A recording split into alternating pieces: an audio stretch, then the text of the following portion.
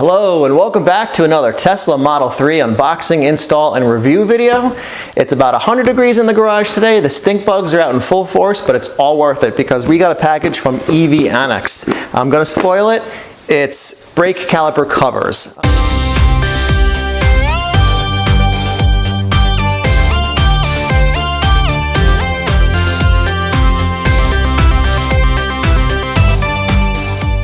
Super excited about these because I have a Model 3 that's not a performance. It's the dual motor all-wheel drive, so I do not have the red caliper covers, which are really cool. I live in Fairfield County in Connecticut, so when I got some pricing for what it would take to get them painted, it was really expensive.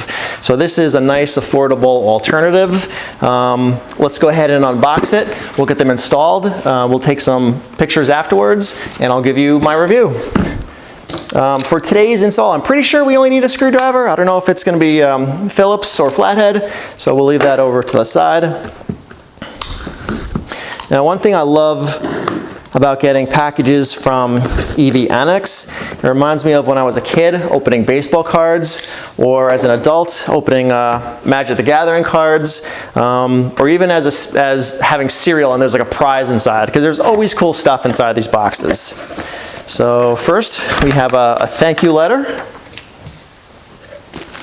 We have this looks like something to wipe your screen on the inside, to clean the screen. This looks like some information about protecting your electric vehicle. We got some Elon bucks. Those are always fun. That's for a discount on products at EVannex. We have some cards to hang on the charger if you're to let people know if it's okay to unplug your car after it's charged or not.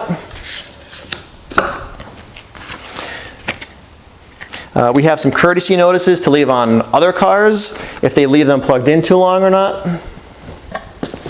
We have a printed catalog, which I've said in other videos is pretty rare to see these days because today most all catalogs are online. So I mean, look at all that cool stuff we got. And then finally, we have the caliper covers. These look amazing, and I haven't even taken them out of the plastic yet.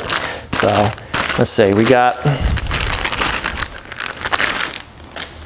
I'm guessing the R stands for rear.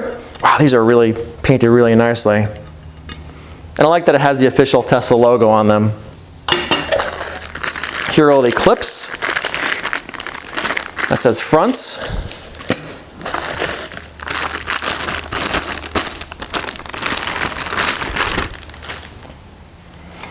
This looks to be another one for the rear.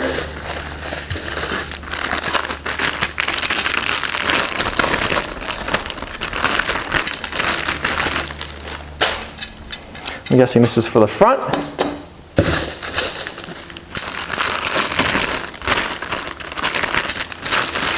And the last one. And this appears to be in some instructions. Yep. So I'll take a quick look at those before I put them on. So let's go ahead and see what it takes to get them on the car.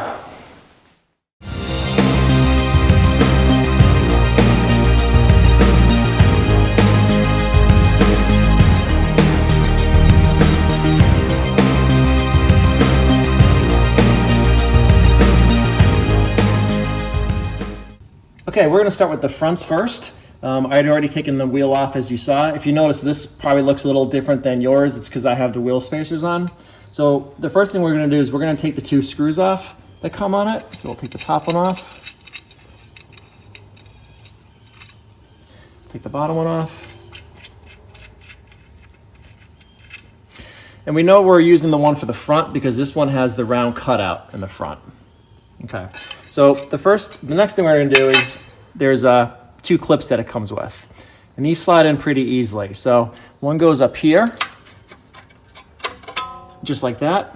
And what you want to do is you want to make sure that there's enough room in there so that the clip is not touching the disc brakes. And then the next thing you want to do is the bottom one. Do the same thing. Just slide that right in. Sometimes they go in easy, sometimes they take a little getting finagling. There we go. And it should snap in easily, and that's when you know you've got it right. Okay, so then the next thing we're gonna do is we're gonna actually screw it into place.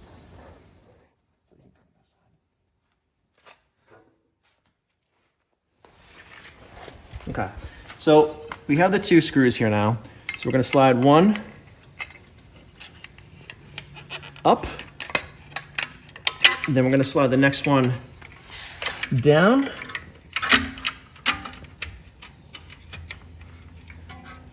And we just kind of find a sweet spot in the middle. We're always checking to make sure that those clips aren't touching the discs. And then we can put the nuts back on. We'll first hand tighten them.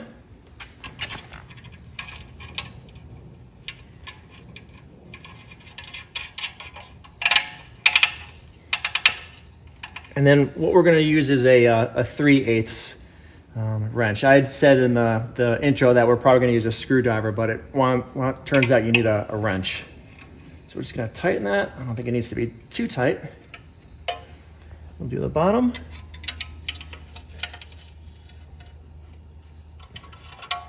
And there, that's the front. All right, we're going to do the back now.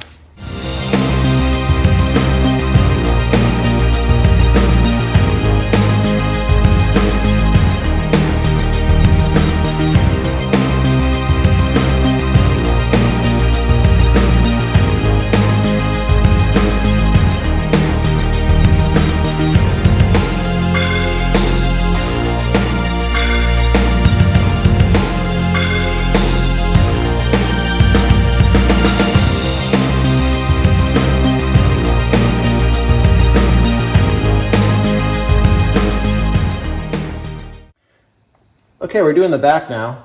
Again, this may look a little different than yours because I've got the spacers on there. So the rear one is the one that does not have the cutout here. The clips are smaller and the screws are actually on the clips in this case. So we're going to start by taking those off.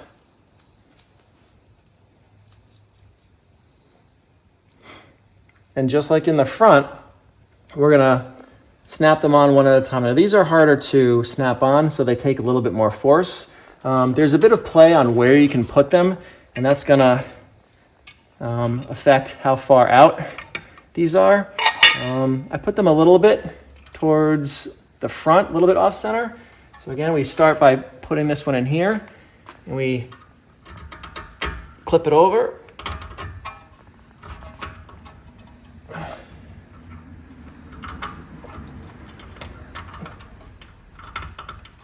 Okay, so that top one was tough. So what I'm going to do is I've switched the clips. We're going to see if that one actually works better. All right, and that one is in place. We can do the bottom one now. And the bottom one's in place. All right, so now what we're going to do is, can you come up to this side? Now we're going to line up the holes, top and bottom.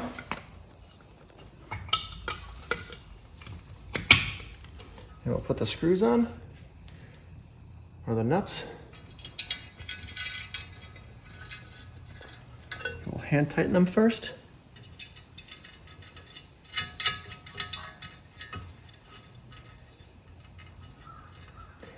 And then again, we'll use our 3/8 to tighten it.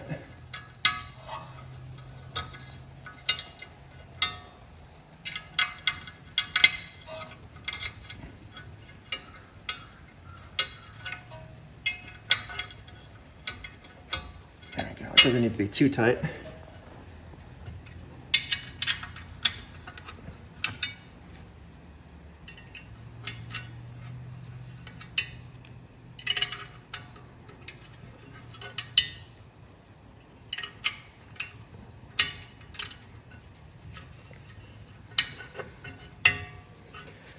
And that's it. It's secure. Let's put the wheel back on.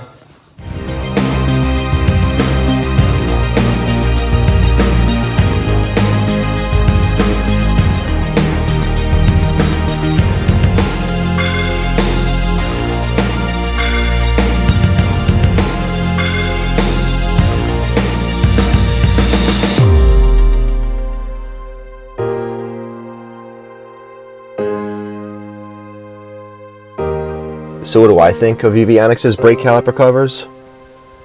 Some will argue that caliper covers aren't as authentic as painted calipers. I say, so what?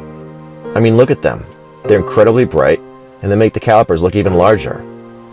I love them. I'd say another winner from EVannex's line of Tesla accessories.